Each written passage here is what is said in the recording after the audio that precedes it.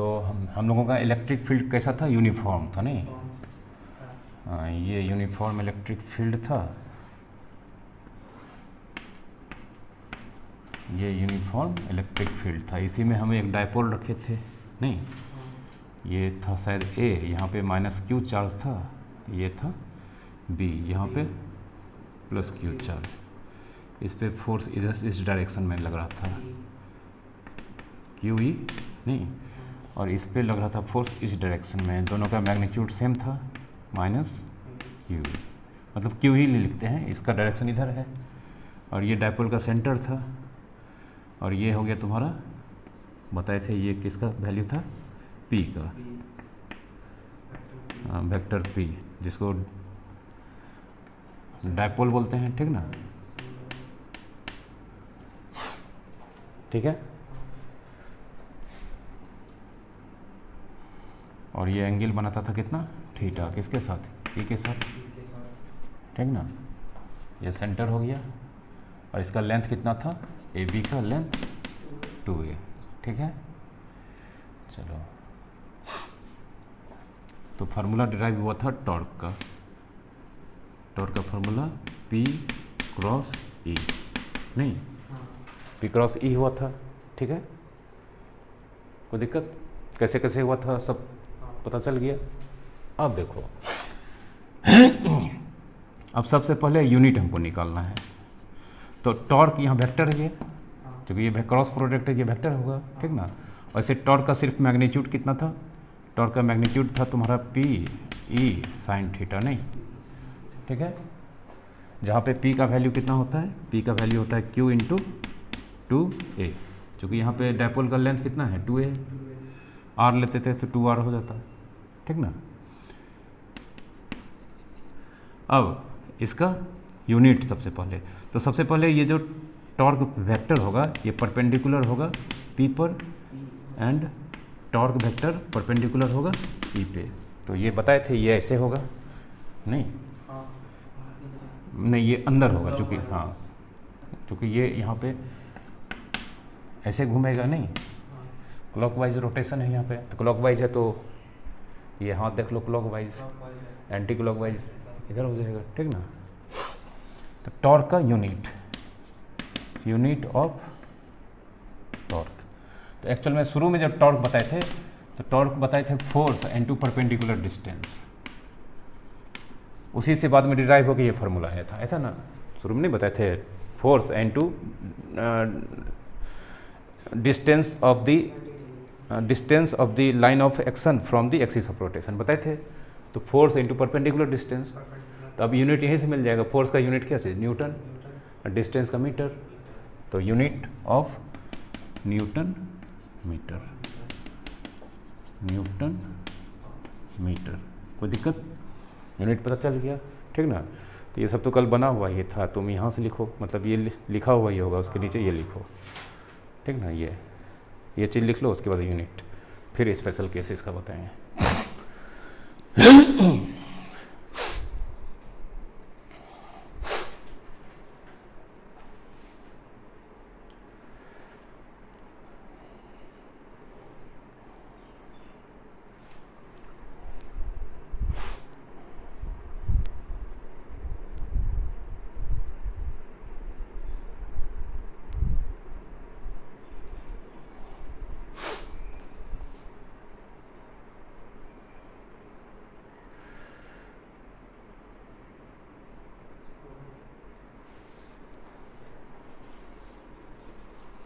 Torque का unit याद रखोगे न्यूटन मीटर, ठीक ना। और इसका यूनिट डायपोल मोमेंट का कूलम्ब मीटर नहीं होगा, चार्ज का कूलम्ब, इसका मीटर पहले पढ़ा चुके हैं, लिखा होगा, अरे वीडियो में होगा ही।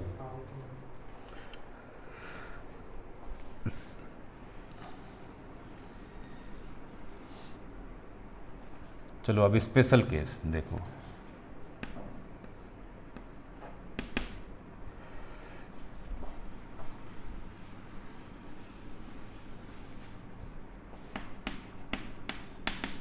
स्पेशल केसेस,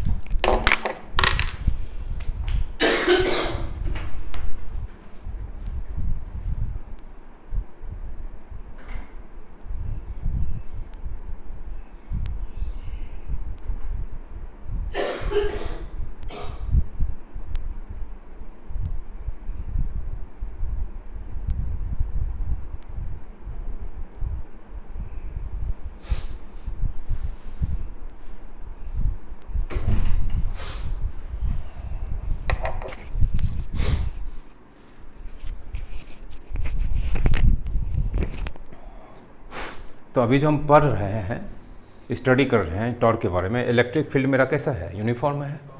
स्पेशल केस तो एज ई कैसा है, यूनिफॉर्म, ठीक है। तो ई जब यूनिफॉर्म होगा देन एफ नेट, ये कितना था, 0 था।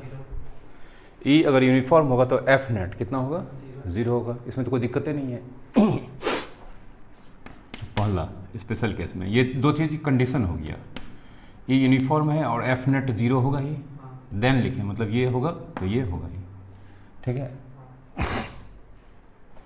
अब व्हेन थीटा इक्वल्स टू कितना डिग्री, 90 डिग्री।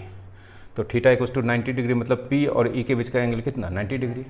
तो देयरफॉर टॉर्क का magnitude P into E sine theta implies P into E into sine 90 degree, और P इंटू ई इंटू कितना 1, ठीक ना। तो जानते हैं ये इस केस में साइन P तो फिक्स है, P Q इंटू 2A, ये तो बदलने वाला है नहीं।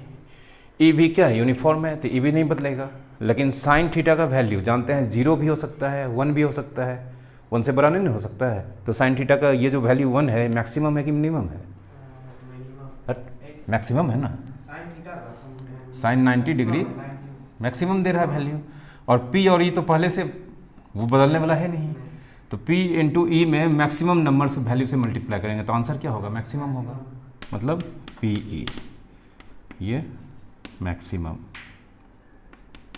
मैक्सिमम ऑफ किसका, टॉर्क, ठीक है। तो देयरफॉर टॉर्क मैक्स, इसका वैल्यू कितना होगा, पी व्हेन, कब, जब थीटा इक्वल्स टू कितना 90 डिग्री। तो फिगर अगर बनाएंगे तो कुछ इस तरह का बनेगा, ये इलेक्ट्रिक फील्ड हो गया, और ये हमको लेना पड़ेगा ये प्लस क्यू चार्ज और ये माइनस क्यू चार्ज। ये तुम्हारा हो गया इधर कौन, P, और इधर क्या है, E है, और ये दोनों के बीच का एंगल कितना है, 90 डिग्री। कोई दिक्कत, लिखो। पहले लिख लेना फिर डायग्राम बना लेना।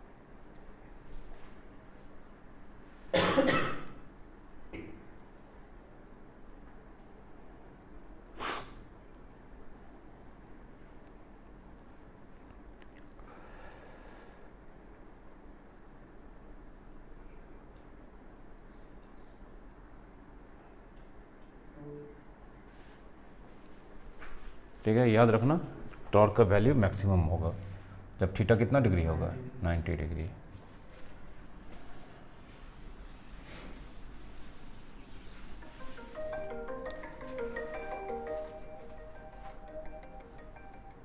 एक मिनट,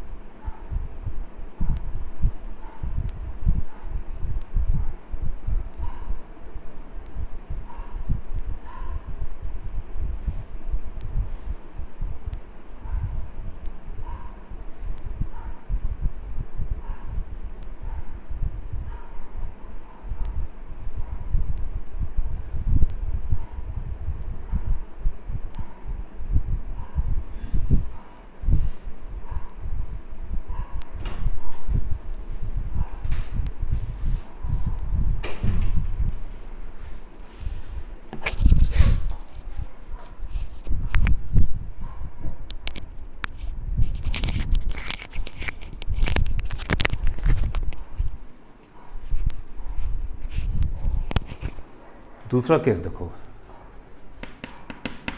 व्हेन थीटा कितना डिग्री, 0 डिग्री, ठीक ना। तो 0 डिग्री में होगा क्या, देखो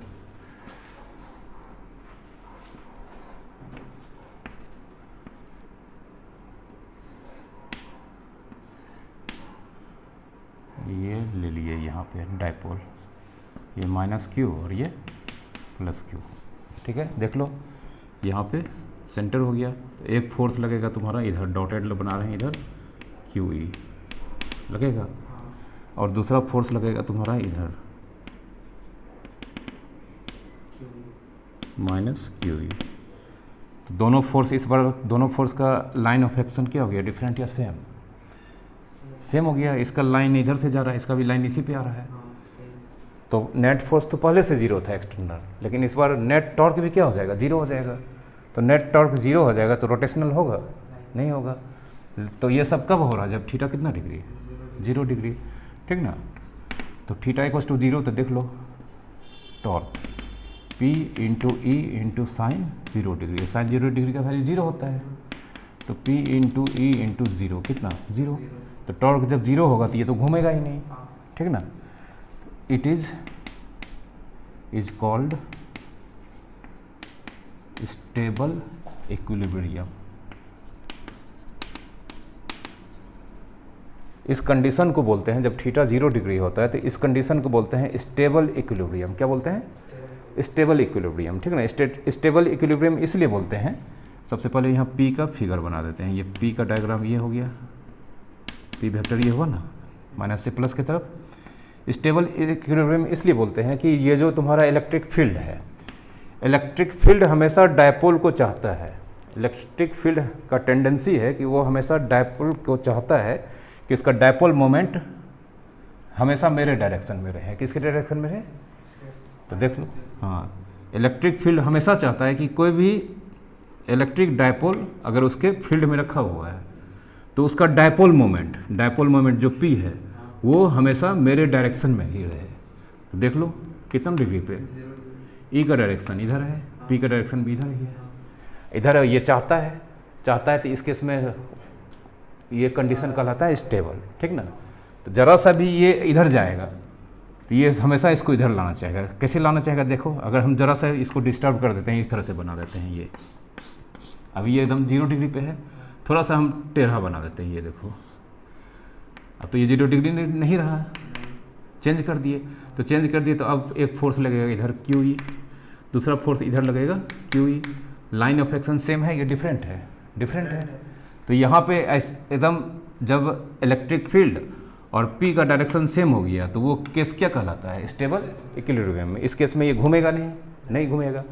थोड़ा सा इसको हम डिस्टर्ब कर दिए, ऊपर उठा दिए, तब ये दोनों डिफरेंट लाइन ऑफ एक्शन हो गया, तब ये इसको साइकिल का हैंडल हो गया, ये इधर आना चाहेगा और ये ऊपर। तो ये ऊपर आना चाहेगा तो मतलब P जो है, जब ये इधर आना चाहेगा तो P भी इसका इधर आ जाएगा, नहीं आएगा। तो फिर से P को क्या कहेगा, नहीं तुम डायरेक्शन चेंज कर लियो, तुम मेरे डायरेक्शन में हो जाओ, नहीं। तो हमेशा E का टेंडेंसी होता है, वो P को चाहता है किसके डायरेक्शन में रखे, अपने डायरेक्शन में, ठीक ना। तो अपने डायरेक्शन में रखने के लिए उसको क्या कर देता है, स्टेबल इक्विलिब्रियम में लाने का कोशिश करता है। मतलब थीटा कितना बनाना चाहता है, 0 डिग्री। कोई दिक्कत, समझे, लिखो इसको।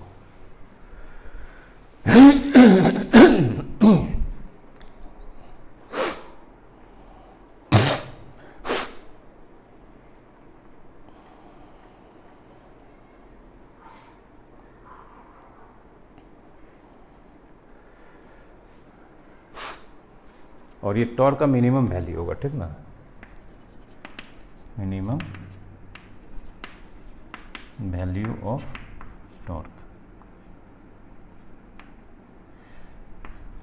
टॉर्क ऐसे लिखते हैं, कभी कभी उल्टा लिखा जाता है, ठीक है, ऐसे टॉर्क।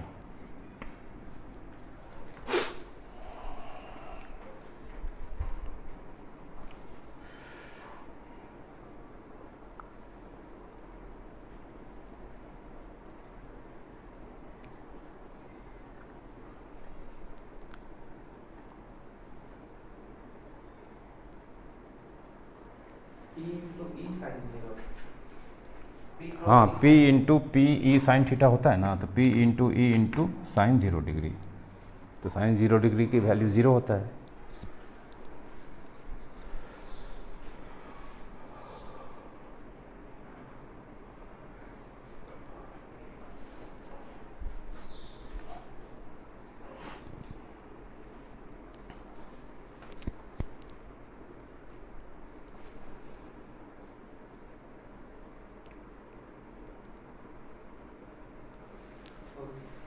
इसी में नीचे लिखो electric field E vector, electric field E vector bracket में always wants to keep the direction of dipole moment bracket में लिखो P vector in its direction.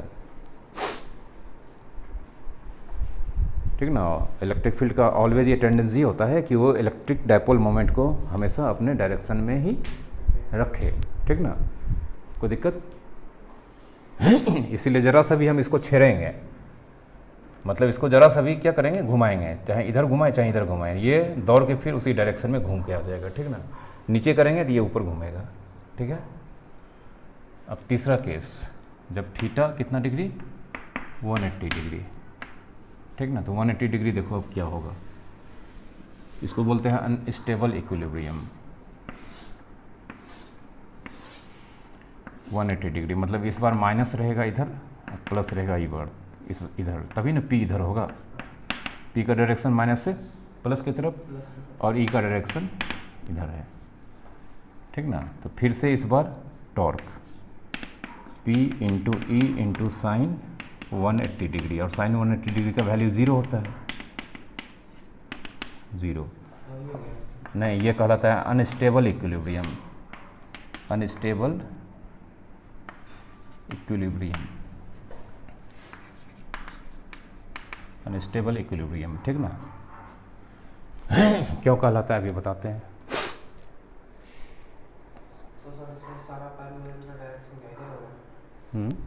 हाँ, ये सब तो इलेक्ट्रिक फील्ड की डायरेक्शन में है।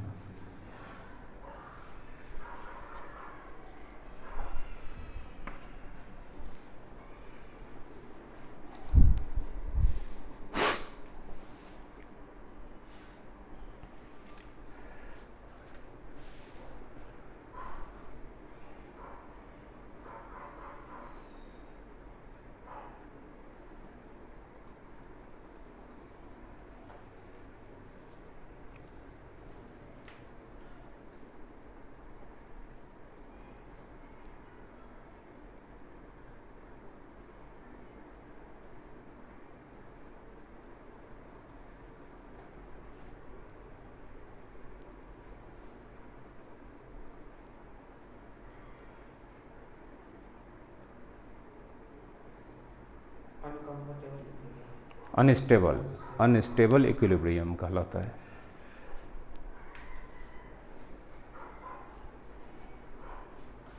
अब क्यों कहलाता है यहाँ पे समझो, यहाँ पर अभी रख रहे हैं तो ठीक है, घूमेगा नहीं, क्योंकि टॉर्क कितना है, 0 है, लेकिन थोड़ा सा टेढ़ा करेंगे तो बहुत ज़्यादा घूम जाएगा, मतलब शार्प उल्टा हो जाएगा। क्यों होगा देखो, अगर यहाँ पे यही चीज़ सीन ये है ना, अभी सीधा था, मान लो टेढ़ा कर दिया थोड़ा सा ऐसे, तो यहाँ पे कौन सा चार्ज है, पॉजिटिव, यहाँ पे नेगेटिव, तो इधर यहाँ पर इलेक्ट्रिक फील्ड फोर्स किधर लगेगा, इलेक्ट्रिक फील्ड की तरफ या अपोजिट इधर लगेगा, क्यों जी, और यहाँ पे इलेक्ट्रिक फील्ड की डायरेक्शन में इधर लगेगा नहीं।